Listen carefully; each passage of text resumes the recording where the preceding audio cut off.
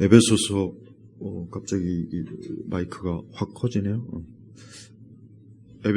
에베소서의 말씀은 제가 한번 예전에도 한번 쭉 이제 1장부터 마지막 장까지 말씀을 다 강의한 적이 있어요. 우리가 이 하나님의 말씀을 체계적으로 배우지 않으면 어떤 문제가 생기냐면, 하나님 말씀을 체계적으로 배우지 않으면 우리의 신앙이 이게 정상적으로 잘 이렇게 어떻게 세워지지 않습니다. 우리가 건물을 세울 때 제일 먼저 이제 설계자들은 이 건물을 기초부터 해서 이제 상층부까지, 또 어떠한 자질, 또 어떻게 그 건물을 구조를 세울지, 그 건물을 세울 때 그 모든 것들이 다 이제 계획이 되고 건물이 세워져요. 만약에 그렇지 않고 그냥 우리 한번 집이나 지어볼까, 뭐 건물이나 하나 세워볼까 해가지고 갑자기 막 땅을 파고, 야, 그 다음 어떻게 하지? 야, 그 다음 땅 파고 나서 뭐 할까? 그렇게 만약에 건물을 세운다면 아마 세울 수도 없거니와 세워진다고 해도 아마 그 건물은 머지않아 무너질 거예요. 기독교 신앙도 마찬가지입니다. 기독교 신앙도, 기독교는 우리 하나님 뭐라 그랬습니까? 하나님은 어지러움의 하나님이 아니고 하나님은 질서의 하나님이라고 그랬단 말이에요. 그래서 저는 기독교 신앙은 체계적이고 질서 있고 처음부터 끝까지 아주 명확하게 이 설계되어진 그러한 것이 우리 기독교예요. 그러나 다른 종교는 그렇지 않아요.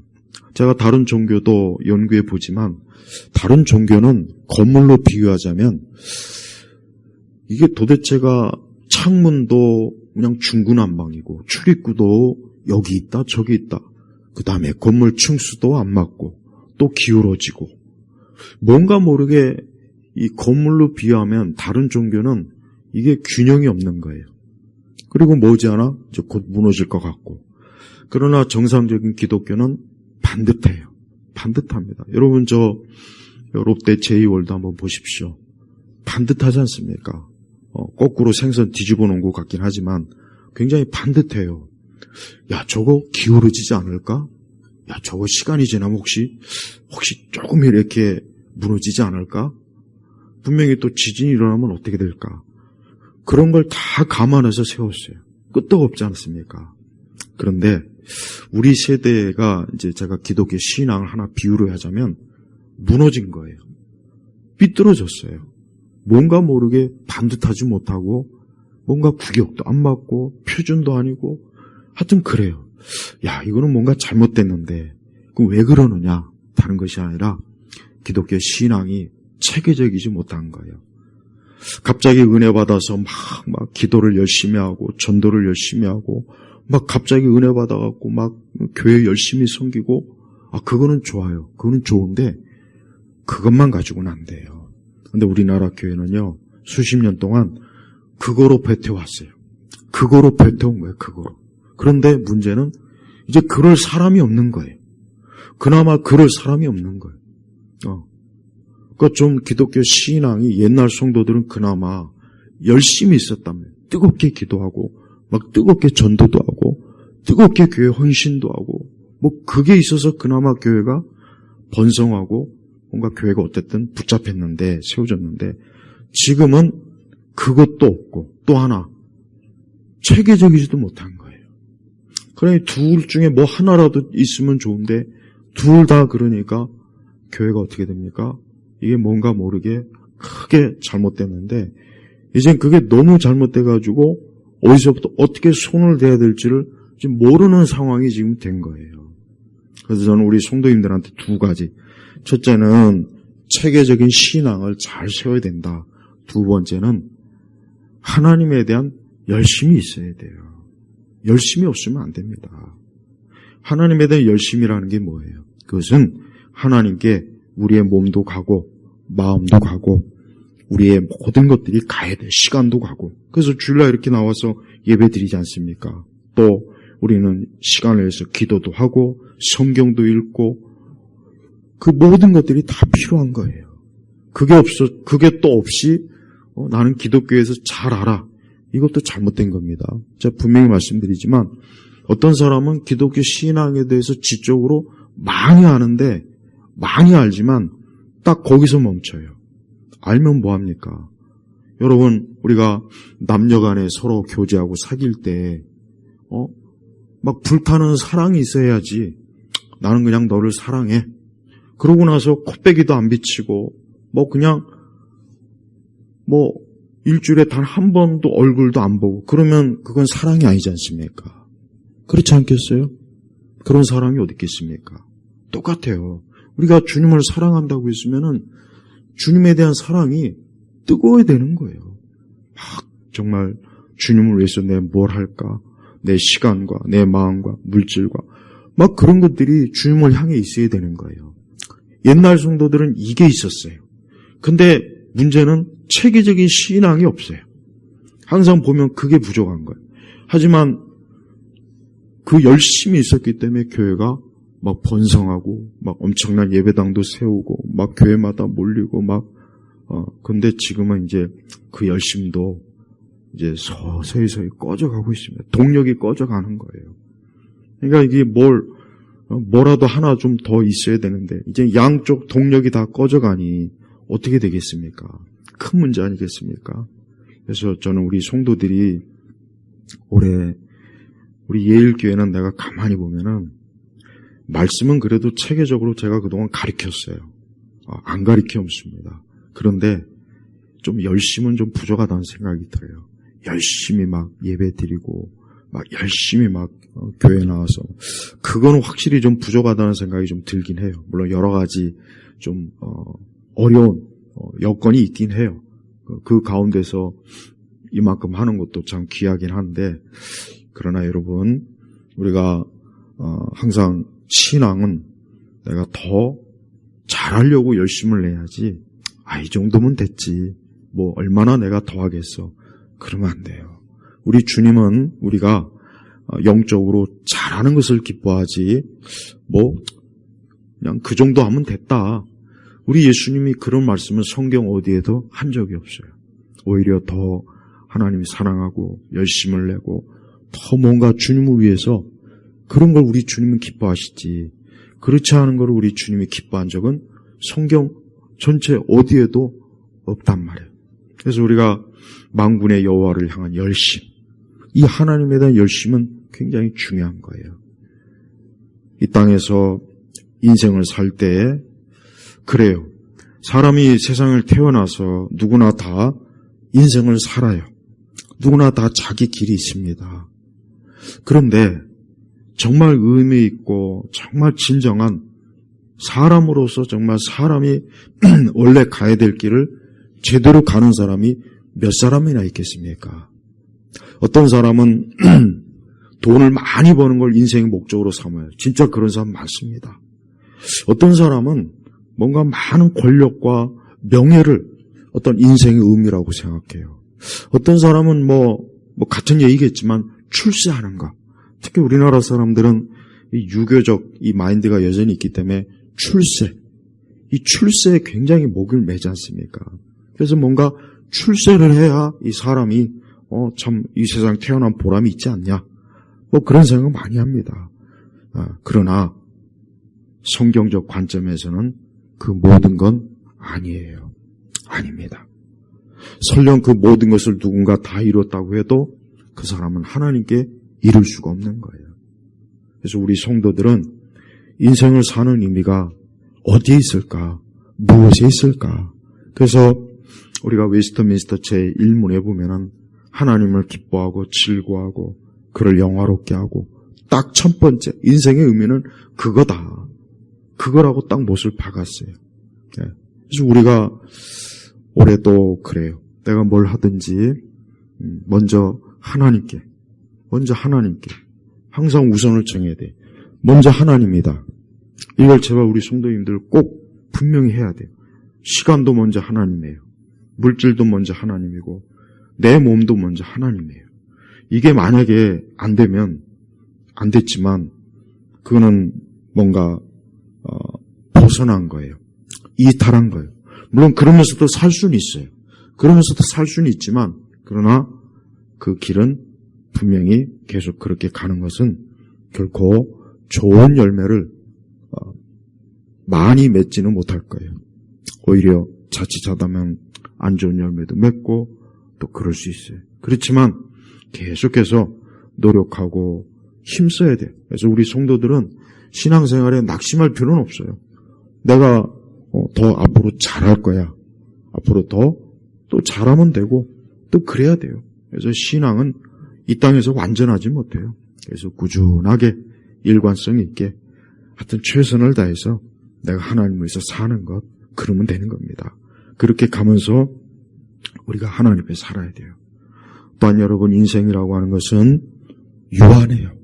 이건 너무나 상식적인데 여러분, 올해 초에 이제 얼마 되지도 않았잖아요. 그런데 어제 보니까 어떤 뉴스 보니까 막 고속도로에서 사고가 나가지고 참 안타깝게 몇몇 사람들의 생명을 잃었어요. 여러분, 그 사람들의 입장에서는 이제 새해가 됐으니 얼마나 또 나름대로 계획이 있고 삶이 있지 않겠습니까? 근데 그만 참 안타깝게 교통사고로 그렇게 또 이 세상을 떠났어요. 또 더 안타까운 것은 어제 또 바람이 많이 불었지 않습니까? 근데 웬 20대 우리 청년이 길을 지나가다가 그 간판이 떨어져 갖고 그만 안타깝게 생명을 잃었어요. 얼마나 안타깝습니까? 20대 청년이면 앞으로 인생을 수십 년간 앞으로 살아야 되는데 그만 정말 그 꽃도 피어보기 전에 그 참 그렇게 생명을 또 잃었어요. 자, 보세요. 인생이라고 하는 것은 유한한 거예요. 우리도 다르지 않아요. 우리라고 해서 뭐 보장된 게 있습니까? 아닙니다. 사람들이 생명보험을 왜 듣습니까? 생명보험을 드는 이유가 뭐겠습니까? 내가 언제 어느 때 어떻게 내가 생명을 잃을지 모르니까 그냥 그 생명보험이라도 들어서 남은 가족이라도 뭔가 좀 도움이 될까? 그거 아니겠습니까? 마찬가지예요. 전 우리 성도들이 인생을 살 때 아무리 혹 우리가 살면서 현실이 어렵다, 세상이 어렵다, 살기가 힘들다, 누구나 다 그렇죠. 그런데 그거를 절대적으로 여기면 안 돼요. 그걸 절대적으로 여겨가지고 거기에 매여 있으면은 적어도 그리스도인은 그러면 안 되는 거예요. 그리스도인은 자기의 모든 삶을 하나님에게, 항상 하나님에게 딱 시선을 고정두고 인생을 살아야 돼요. 그래서 우리 성도들은 아무리 세상 살기가 힘들다, 어렵다, 시대가 나쁘고 뭐 그래도 항상 우리가 영적으로 하나님을 섬기는 것이 가장 중요한 일이라는 것. 이게 언제나 첫 번째라는 것은 잊으면 안 되는 겁니다. 저는 오늘 에베소서 1장 우리 3절에서부터 14절의 말씀을 이제 오늘 우리가 아까 읽었지 않습니까? 이 말씀의 가장 중요한 핵심은 하나님은 계획이 있어요. 하나님은 계획이 있단 말이에요. 그러니까 하나님은 이 세상에 대한 계획이 있고 또 사람에 대한 계획이 있어요. 그래서 이 세상은 이제 마지막 어느 시점에서는 베드로서의 말씀대로 지금은 마지막 때 하나님께서 불러 태우기 위해서 잠깐 간수한 거예요. 잠깐 하나님이 지금 둔 거예요. 그래서 창세기는 첫 번째 노아 홍수로 한번 이 세상을 하나님 심판했는데 마지막 심판은 뭡니까? 불로 하나님이 심판할 거라는 걸 이미 성경에 분명하게 딱 하나님이 말씀해 놨단 말이에요. 그게 이 세상에 대한 계획이에요. 그러면 사람에 대한 계획이 뭐냐? 자, 이게 이제 중요하죠. 사람에 대한 계획. 사람에 대한 하나님의 계획이 있습니다. 어떠한 계획이냐?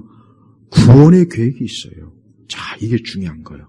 이 구원의 계획이 있는데 어떤 사람은 이 구원의 계획을 무시하는 사람도 있고 관심 없는 사람들이 많겠죠. 그런데 그거는 그 사람하고는 아무 상관이 없는 거예요. 중요한 것은 하나님의 계획이 일단 세워졌다는 게 이게 무서운 거예요. 하나님은 사람에 대한 계획을 이미 세워놨는데 어떠한 계획을 세워놨느냐? 하나님은 어때요?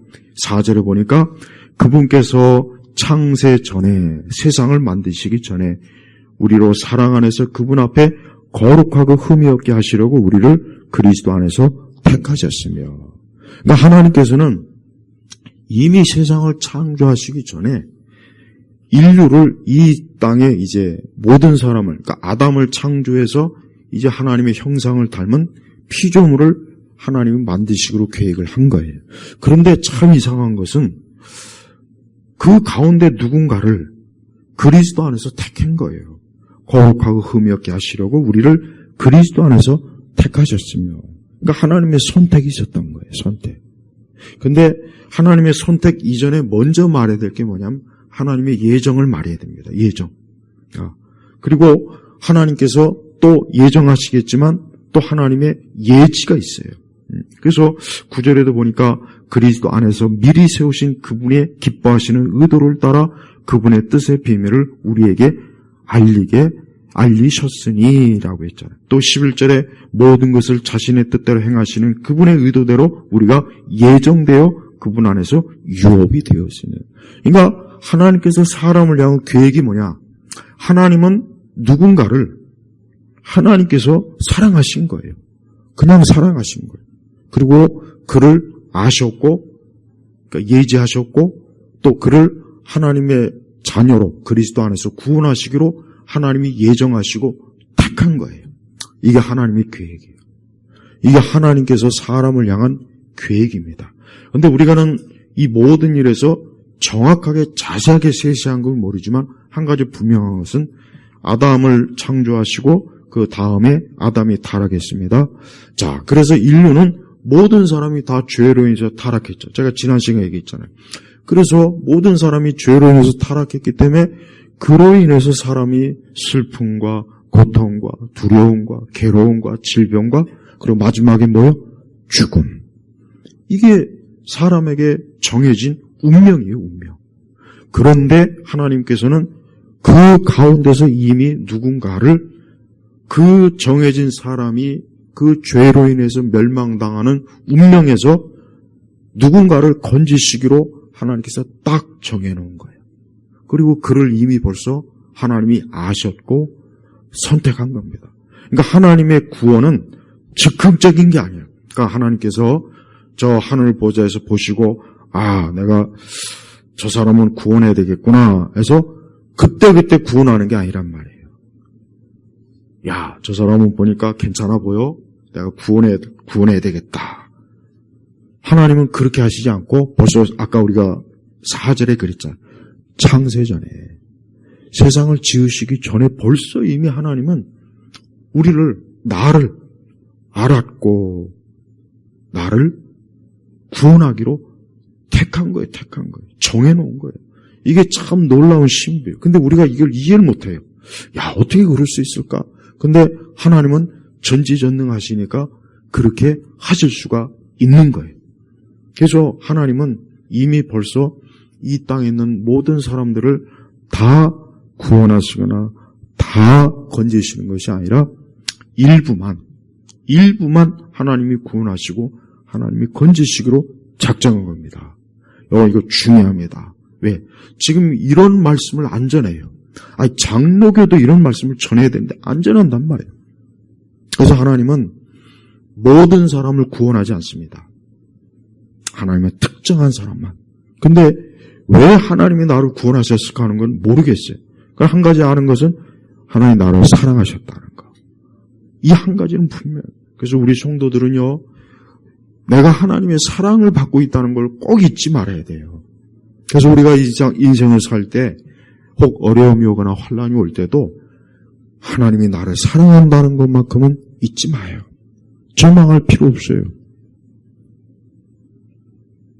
이 땅에 있는 수많은 사람들이 인생을 살면서 항상 그래요. 사람이 그 근본적인 질문이 뭐냐? 내가 누구인가? 내가 어디로 가는가? 이게 항상 모든 사람이 가지고 있는 근본적인 질문이랍니다. 이 철학자들이 그런 얘기를 다 해요. 근데 거기에 대해서 답을 얻지 못해요. 답을 얻지 못하다 보니까 사람들이 막 그 답을 얻으려고 뭐 여러 종교도 떠돌아다녀보고 자기 나름대로 공부도 해보고 뭐 그렇긴 하지만 그건 성경에 딱 있어요. 왜? 성경에 사람은 하나님에게서 왔고 하나님에게로 돌아가는 거예요. 이게 정답이요. 인류 수천 년 동안 수많은 철학자들이 지금도 그걸 붙잡고 공부하는데 아니 성경에 딱 나와 있는데, 참 성경에 나와 있는데 그걸 알려고 수십 년을 그냥 그 엄청난 철학 지식을 막 연구하고 탐구하고, 근데 그래도 몰라요. 또 다른 종교도 마찬가지예요. 그렇게 막 불교에 다른 막 그렇게 빠지는데 여전히 오리무중이에요. 오리무중. 이거 얼마나 참 안타깝지 않습니까? 근데 기독교는요, 단 1분도 안 걸려요. 사람은 하나님이 창조했고 사람은 하나님에게 간다. 이거 한 15초 걸렸습니까? 내가 볼 때는 10초도 안 걸린 것 같은데요. 봐요. 얼마나 간단합니까? 얼마나 명확합니까? 그래서 진리는 간단하고 명확해요. 막 불교 선문답, 지들도 아마 무슨 말하는지 모를 거야. 듣는 사람도 모르고 말하는 사람, 지들끼리 서로 모르는 말 주고받는 걸 마치 무슨 엄청난 무슨 진리가 있냐, 막 거기에 대학 교수들도 파고들고 막 특히 좀 옛날에는 좀 그 지적인 걸 추구하는 사람이 교회로 왔는데 어느 순간부터 좀 세상에서 배웠다는 사람이 꼭 보면 절에 가더라고요. 아니 천주교 가더라고. 언젠가부터 그래요. 언젠가부터. 아주 예전에는 좀 우리 사회에 좀 이 지식층들이 교회에 왔거든요. 교회. 근데 어느 순간부터는 좀 배웠다는 사람 보면 어느 것 보면 절에 가 있고 성당에 가 있더라고. 왜 그런지 아세요? 그게 뭘 알아서 가는 게 아니고 모르니까, 서로 모르니까 그런 거예요. 모르니까 거기에 뭔가 대단하게 있는 것처럼 여겨지는 거예요. 뭔가 모르니까 둘 다 서로 모르는 말을 하면서 거기에 뭔가 심오한 게 있는 것처럼 하는 거예요. 뭔가 여기 심오한 게 있거나, 왜? 내가 알아듣지 못하니까 뭔가 심오한 게 있을 거야. 그러니까 둘 다 원숭이에요. 둘 다 원숭이라고. 좀 제가 심하게 표현했지만, 그러나 진리는요, 간단해요. 인간은 하나님, 그리고 사람은 구원받지 못하면 멸망하고, 그리고 하나님께서는 누구라도 하나님께로 오는 자는 구원하신다는 것. 그리고 그 구원받은 자는 여기 말씀했지만 그리스도 안에서 택하심을 입고 그분은 그리스도로 말미암아 하나님의 자녀가 된 거예요. 자 보십시오. 이게 명쾌한 인간에 대한 아주 정확한 답입니다. 소크라테스든 플라톤이든 누구든 공자든 맹자든 그들이 좋은 말 많이 하고 어려운 말 많이 했지만 진리는 몰랐어요. 진리는 몰랐습니다. 그들이 진리는 몰랐어요. 왜? 진리는 예수 그리스도거든요. 그래서 이 땅에 누구도 마찬가지입니다. 여러분이 혹 누구를 만나서 그 사람하고 얘기를 하거나 인생관을 나누거나 그래도 그가 예수님을 모르면은 이 사람 아직 진리를 모르는구나. 그걸 꼭 여러분 안타깝게 여겨야 돼요. 불교의 고승들이 보면은 참 제가 볼 땐 그래요. 저 열심으로 예수님을 섬기고 하나님을 믿었으면 얼마나 좋았을까. 응? 근데 안타깝지만 그들은 하나님을 몰라요. 그냥 평생에 그냥 계속 헛도는 바람쥐 그 쳇바퀴 돌듯이 그냥 그 안에서만 그냥 이렇게 하다가 인생이 끝나더라고요. 저는 우리 성도들이 오늘 분명히 말씀했처럼 여러분은 하나님의 택했습니다. 하나님이 택했어요. 언제 택했느냐? 여러분이 살다가 하나님 보시기에 예쁜 짓 하고 하나님 보시기에 선한 일 해서 내가 너를 택해야 되겠구나. 구원해야 되겠구나. 그래서 택한 것이 아니라 언제요? 창세전에 택한 거예요. 5절 6절로 가보겠습니다. 자, 에베소서 1장 5절 6절. 그분의 기뻐하시는 뜻을 따라 우리를 예정하시어. 여기 예정이라고 했어요. 예정론을 부인하던 우리 한국교회는 이 예정론을 진짜 좀 가르쳐야 되는데 장로교도 안 가르쳐요. 나 너무 안타까워요. 이 장로교에서 칼빈주의 안 가르쳐 보면 나는 쉽게 얘기하면 냉면집에서 냉면 안 파는 거하고 똑같은 거예요. 간판은 냉면집인데 들어가니까 냉면을 안 팔고 국밥을 팔고 있는 거예요. 그러니까 장로교 간판을 달고 있는데 제가 말씀드린 것처럼 예지, 예정, 선택, 구원, 이중 예정 이거 안 가르치면은 거기는 사기치는 거예요. 그 대신 장로교 간판 달고 막 방언하고 막 은사주의 활동하고 성령 운동하고 막 제자 운동하고. 그거는 아까 분명히 말씀드리지만 순댓국집이라고 간판은 걸렸는데 들어가 보니까 순댓국은 안 팔고 냉면을 파는 거예요. 그러면은 야 나는 순댓국을 먹으러 여기 들어왔는데 아니 간판은 간판은 순댓국인데 안에 들어와 보니까 냉면을 팔고 있더라 이거예요. 제가 지금 말을 제대로 한 건지 모르겠네. 어쨌든 간판하고 안에 들어간 거 다르다 이거예요. 그래서 전 우리 예일교회 성도님들의 내가 옛날부터 항상 칼빈주의들 강조했죠. 개혁주의 강조했죠. 왜? 그게 성경적 신앙이기 때문에. 그게 성경적 신앙이에요. 이것은 제가 장로교 목사나 장로교 신학을 배웠기 때문에 얘기하는 것이 아니라 정말 창세기부터 계시록까지 성경의 신학을 연구해보면 장로교가 딱 맞습니다. 개혁주의가 딱 맞아요. 감리교나 순복음이나 성결교나 다른 것들은 물론 그들도 어떤 복음의 그 요소는 있어요. 제가 없다고 하는 게 아니에요. 그들이 뭐 완전히 이단이다 이런 얘기를 하는 건 아니지만 성경 전체를 체계적이지는 못해요.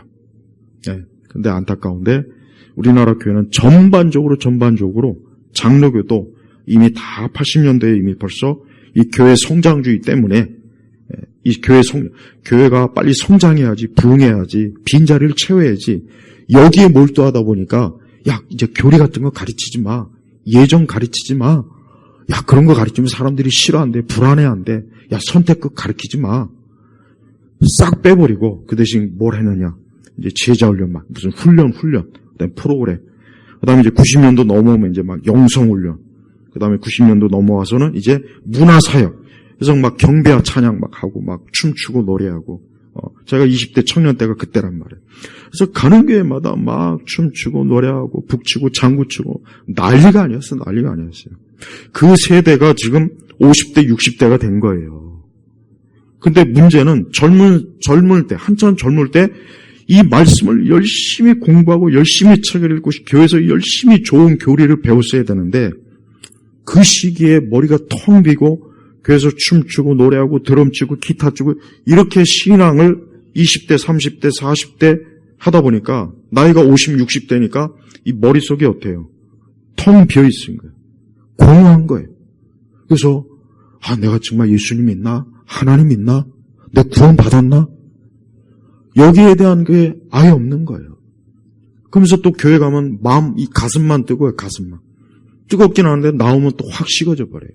왜 그렇습니까? 신앙의 체계가 없으니까 그런 거예요. 여러분 우리가 건물을 딱 지어요. 그럼 건물을 뼈대를 세우고 외장만 하면 끝입니까? 아니죠. 그 안에 뭐합니까? 건물 내장을 해야죠. 안에를 깨끗하게 예쁘게 뭐 호텔이나 이런 좋은 아파트 가보십시오. 얼마나 잘 꾸며놨습니까? 그렇게 해야 되는 거예요. 그런데 우리 세대 기독교는 겉만 화려해요. 겉에만 굉장히 멋있어요. 예배당만 잘 지어놨어요. 그런데 안에는 신앙의 내장이 아무것도 없는 거예요. 여러분이 여기 들어왔는데 의자도 없어, 조명도 없어, 온풍기도 없어, 에어컨도 없어, 아무것도 없으면 어떻게 할게? 그냥 뭐 바닥에 돗자리 까놓고 앉아갖고 뭐 똑같아요. 그래서 여러분, 우리 성도 여러분, 하나님이 여러분을 향한 우리 성도들을 향한 계획이 뭐냐? 하나님이 창세전에 딱 선택한 거예요. 이미 내가 세상에 태어나기도 전에 이미 하나님이 나를 아셨고 나라는 인격과 존재를 아셔서 너는 내 것이다. 내 사람이다. 너는 내 영원한 유업을 내가 너에게 줄 것이고 너는 내 아들 예수 그리스도를 통해서 내가 너를 영원한 사망과 저주에서 내가 너를 건질 거다. 하나님이 딱 택한 거예요. 그래서 6절에 보니까 이는 6절이요. 그분의 사랑하시는 아들 안에서 우리에게 거저주시는 그분의 은혜의 영광을 찬미하게 하려는 것이다. 그러면 왜 우리를 그러면 선택해서 구원했느냐? 왜 그랬느냐? 그건 뭐냐? 우리가 하나님께 영광을 돌리고 하나님을 영화롭게 하도록 하기 위한 거예요. 오늘 만약에 우리 성도님들이 예수님을 믿지 않고 하나님의 선택 받지 않았으면 여기 이 자리에 있지 않아요. 어디가 있겠습니까? 어디가 있겠어요? 아마 뭐 일하러 갔던 놀러 갔던 뭐 친구들 만나던 딴 데가 있을 거예요. 아니면 뭐 산에 가서 이러고 있던지, 아니 무당집 가가지고 뭐 내 사주 관상이 어떤지 이러고 있든지 그러지 않겠어요? 근데 봐요. 오늘 왜 여기 있습니까? 여기 있는 이유가 뭐예요? 바로 여기 나와 있잖아요. 그분의 사랑하시는 아들 안에서 우리에게 거저 주시는 그분의 은혜의 영광을 찬미하게 하려는 것이다.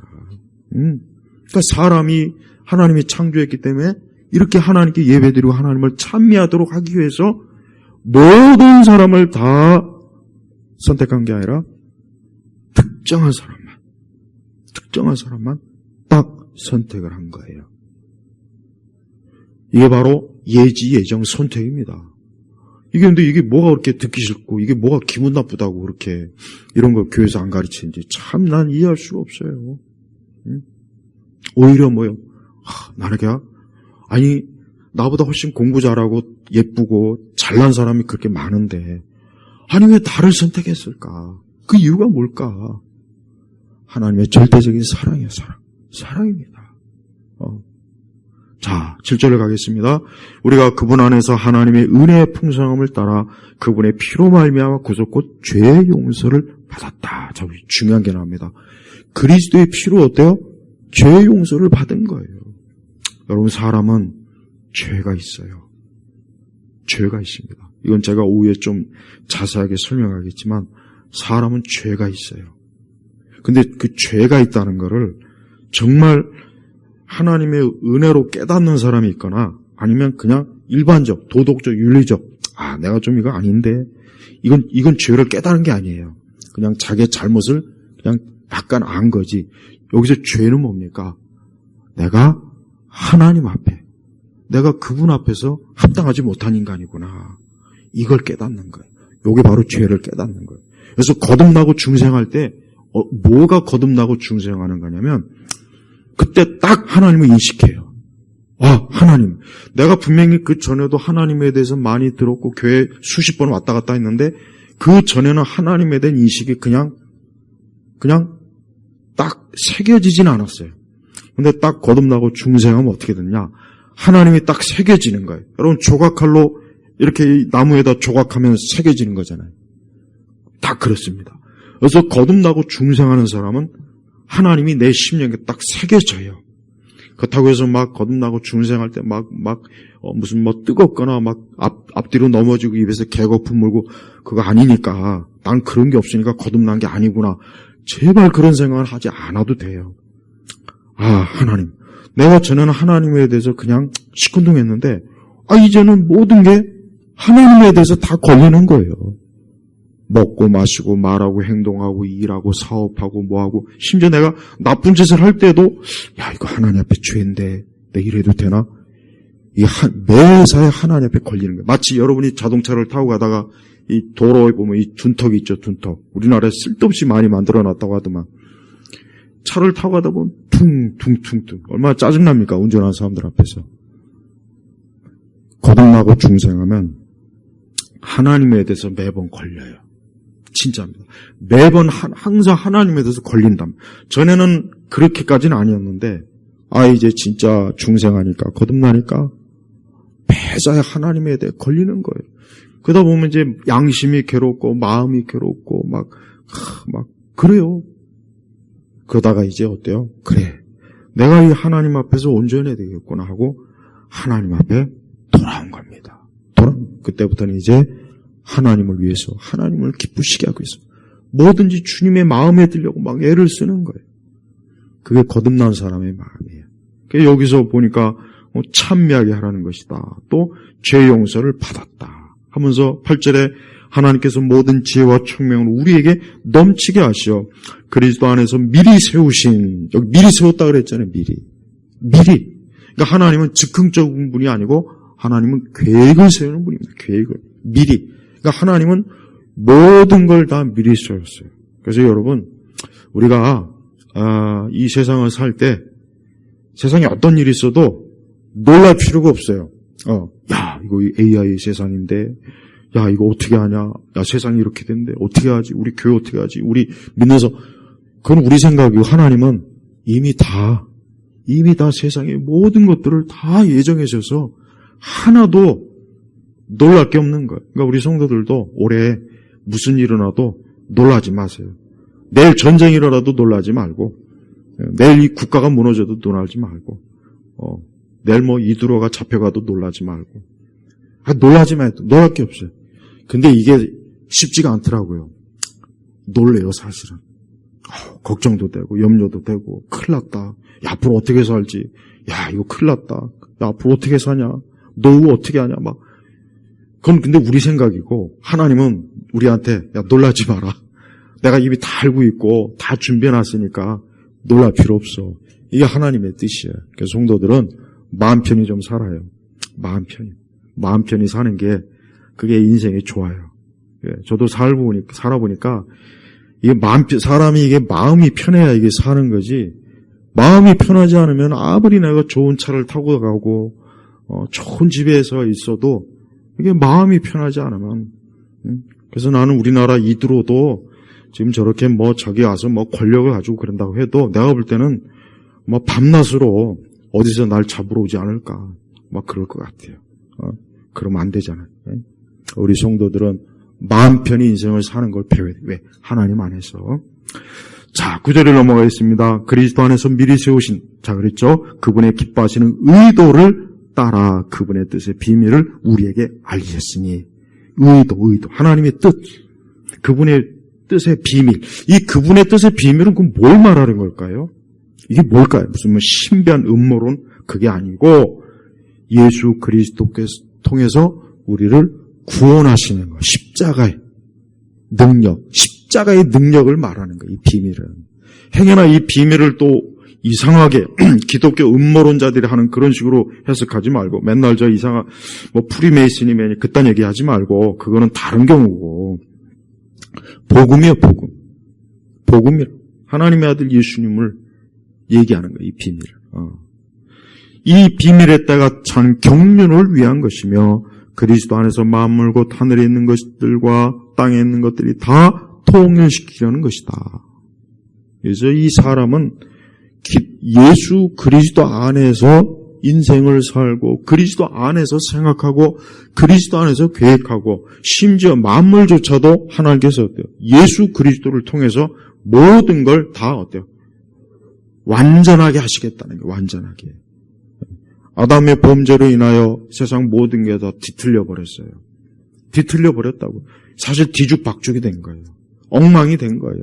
이게 완전히 이게 매끈하게 이게 좀 보기 좋아야 되는데, 아담의 범죄로 인해서 울퉁불퉁하고 문제도 많고 근데 이 모든 걸 이제 하나님께서는 예수님 안에서 온전하게 하겠다. 온전하게 하겠다. 그래서 사람이 자기 인생을 온전하게 살려면 예수님 믿어야 돼요. 제가 항상 강조하지 않습니까? 아직도 마음으로, 중심으로 예수님 안 믿고, 난 뭔지 기독교에 별로 마음이 안 가. 난 아직도 교회 솔직히 별로야. 난 아직도 하나님이 성경이 말씀이 하나님 말씀이라고 했는데 내 눈에는 안 들어와. 우리 이 사람들은 제가 진심으로 제가 권면해주고 싶은 게 뭐냐. 그리스도를 부정해가지고는 내가 아무리 인생을 내 나름대로 계획하고 산다고 해봐야 그게 뭔지 아십니까? 거미가 거미줄 치는 거나 똑같아요. 거미가 자기 딴에는 열심히 거미줄을 쳐봐요. 저희가 어릴 때 이 거미줄을 뚝 치면은 그걸 절대 그냥 넘어가지 않고 반드시 다 끊어요. 반드시 다 그냥 막대기로 끊어가지고 이 개미가 어떻게 되는가. 그게 재밌었어요. 나는 어릴 때. 봐요. 인생들이 일론 머스크니 트럼프니 푸틴이니 그 사람들이 아무리 대단한 일을 해도 하나님 보시기엔 이게 뭔지 아십니까? 거미줄 치는 거예요. 거미줄 치는 거라고요. 하나님 볼 때는 대단할 게 없는 거예요. 그래서 예수님을 정말 살아계신 분으로 믿고 내가 그분 안에서 살 때 내 삶이 그때서 비로소 사람으로서 온전해지는 것입니다. 그러니까 예수님 안 믿는 다른 사람의 삶을 조금도 부러워하지 마세요. 그 사람이 주식을 해서 돈을 막 엄청나게 벌었다고 해가지고 밤새도록 배앓이하지 말고 나는 예수님 믿는데 뭐가 부족하냐. 그런 생각을 해야 되는 거예요. 자, 우리 11절에 넘어가겠습니다. 모든 것을 자신의 뜻대로 행하시는 그분의 의도대로, 여기 의도, 요거 꼭 쳐야 됩니다. 우리가 예정되어, 참 예정. 그분 안에서 유업이 되었으니. 자, 보십시오. 그러니까 하나님은 우리에 대한, 사람에 대한 계획이 아주 철두철미해요. 조금도 빈틈이 없어요. 조금도 빈틈이 없이 하나님의 계획은 다 세워지고 하나님의 뜻을 이루고 우리가 하나님 나라의 유업을 얻고 영생을 얻고 구원을 얻고 멸망의 길이 아니라 은혜의 길로 가게 하고 얼마나 좋습니까? 12절, 이는 그리스도 안에서 먼저 소망을 가진 우리가 그분의 영광에 찬미가 되려 하는 것이다. 그리스도 안에서 너희도 진리의 말씀 곧 너희 구원의 복음을 듣고 또한 그를 믿어 약속의 성령으로 인치심을 받았다. 여기 중요한 게 나옵니다. 성령의 인치심. 그러니까 성령께서, 하나님은 하나님의 택한 자를 어떻게 하냐? 그걸 어떻게 표시를 하냐? 성령, 거룩한 주의 영을 우리에게 주시는 거예요. 그래서 예수님 믿는 사람은 그 안에 누가 계십니까? 성령님이 계셔요. 그러면 어떤 사람은 오순절은 이렇게 설교를 해요. 오순절 목사님들은 성령 받은 증거는 방언이다. 헛소리. 아주 100번이고 1000번이고 헛소리. 나는 방언에도 이 세상 누구하고도 난 토론해도 다 이길 자신이 있어요. 성령의 인치심은 그가 그리스도를 고백할 때 그게 성령의 인치심의 증거지, 성령의 인치심이 방언이 아닙니다. 제발 방언이 아니라고요. 그리고 성경에서 말하는 방언은 외국어예요. 외국어란 말이에요. 그래서 제가 전에도 그랬잖아요. 이 처음에 성경을 번역할 때 방언으로 이렇게 하지 말고 외국어라고 표기를 했어야 그 뒤에 이 방언, 그 이상한 그 망상자들이 거기에 안 빠졌을 텐데. 성령의 인치심은 방언이 아닙니다. 혹시 이 설교를 듣고 있는 외부인들도 혹시라도 어디 가서 많이 그렇게 들었을 거예요. 성령의 인침의 증거는 방언이다 뭐다. 아니야. 그런 거 없습니다.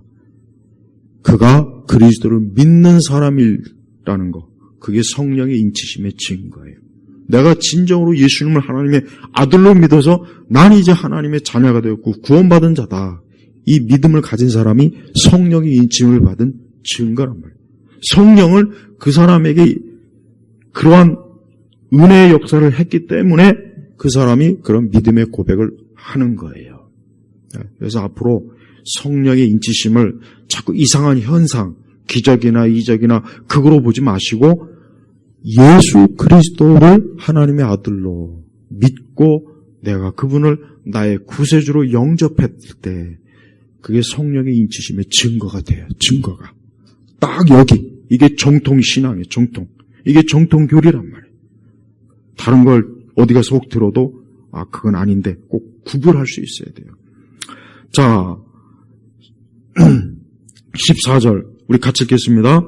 이 성령이 우리 유업의 보증이 되시니 이는 하나님의 소유가 된 백성의 구속을 위한 것이며 또한 그분의 영광을 찬미하게 하라는 것이다. 우리가 어떤 물건을 사거나 집을 계약할 때 계약금을 냅니다. 그 계약금을 안 걸으면 이 계약의 성사가 애초부터 안 되죠. 똑같아요. 하나님께서는 우리에게 성령의 인치심으로 계약을 한 거예요. 너는 이제 내 것이다. 너는 내 것이다. 그래서 성령께서 우리에게 내주하셔서 이제 구원의 날까지 우리가 장차 완전한 하나님 나라에 들어서 천국을 얻을 때까지 성령께서 삼위일체에 대해 세 번째 위격 되신 하나님께서 우리 안에 계시기 때문에 우리 하나님께서 성부 하나님이 우리를 어떻게 해요? 성령 삼위 성령께서 내주한 우리를 보고 너는 내 자녀구나 내 백성이구나 하고 딱 보는 거예요. 계약금을 안 치르면 계약이 성사 안 되죠. 성령이 내주하지 않은 사람은 하나님의 자녀가 아닙니다. 하나님의 자녀로 하나님과 계약이 안 된 거예요. 안 되는 거예요. 그래서 우리 성도들은 이 시간 이후로 나는 성령의 인침을 받은 하나님의 자녀다 하는 믿음을 가지십시오. 이게 그리스도인이에요. 그럼 성령의 인침을 받지 못한 사람은 어떻게 됩니까? 아직 뭡니까? 불신자입니다. 계약을 치르지 않은 거예요. 하나님과 언약이 안 된 거예요. 여전히 했어요. 그는 마귀의 자녀가 되는 거예요. 마귀의 자녀는 어떠합니까? 하나님 나라의 유업을 받지 못합니다. 오늘 분명히 유업이 나오잖아요. 이 땅에 아무리 좋은 거 있어도 하나님 나라 유업하고는 비교할 수 없어요. 여러분, 하나님 나라 유업이 좋습니까? 세상이 좋습니까? 하나님 나라 유업이 좋죠. 당연히 좋죠. 왜? 그건 영원한 거예요. 썩지 아니하는 거예요. 쇠퇴하지 않은 거예요. 그건 누가 훔쳐가지도 않아요. 그 엄청난 하나님 나라의 유업이 우리에게 있어요. 이미 주어지기로 약속이 딱 계약이 됐어요. 성령께서 계약의 중재자가 되어주셨어요. 우리에게 이제 주어질 거예요. 앞으로 완전히. 그러나 그거를 받지 못하는 사람은 이 땅에서 허무하게 살다가 그거로 끝나버린 겁니다. 제발 여러분, 이 세상이 엄청나게 좋다는 생각을 앞으로도 절대 하시면 안 돼요. 나는 하나님 나라에 유업받은 하나님의 자녀다. 이 믿음을 가지고 인생을 사는 그 사람이 인생을 정확하게 제대로 표준 대로 산다는 것을 꼭 믿으시길 주의 이름으로 축복합니다. 하나님 아버지 감사합니다. 오늘 이 말씀을 우리 예일교회 성도들이 잘 이해하고 믿어서 모두가 다 하나님의 성령의 인치심을 받은 하나님과 언약 관계를 맺은 하나님의 자녀로 올 한 해도 살 수 있도록 인도하여 주옵소서. 예수 그리스도의 이름으로 기도 올렸습니다. 아멘.